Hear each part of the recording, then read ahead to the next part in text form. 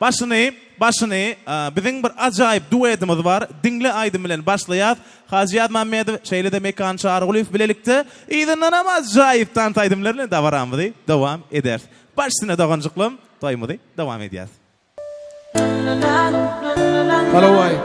Mezeciğim fe mutlu var. Kıyızarlık yaşlık var. Hem dayetin. Toylar.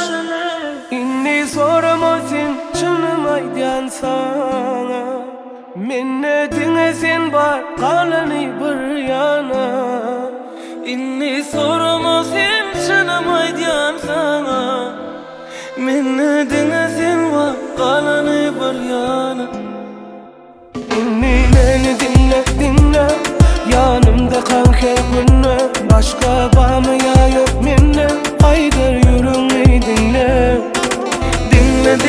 Dinle yanımda kanker günle.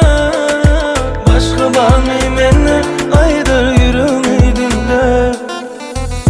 Beni tanıyan bu tanıyan. Ödedim sanma hiç olsala. Seyip ol ya mi tanımam. Yürekte sevim ben bir sana. Dinle Kulun başka da değil. Dinle Başkası gerek de. Beni dinle yanımda kanker günle. Başka var mı ya yok minne. Aydır yürümeyi dinle. Dinle yanımda kanker günle.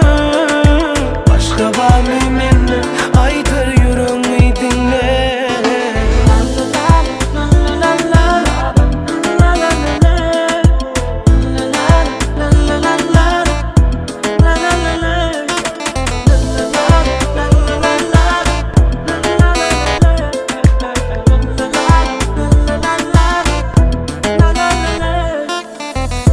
Nemen boyasana Ananama meyman Can aytamıyorum ben sana Ananma gelir sana Gesedayini Kavunmanı beni Seyandine seni Bir yana sen onu İnni soramazsın Şunum aytyan sana Minne dinle sen var Kalanı bir yana Beni dinle yanımda kanker günle.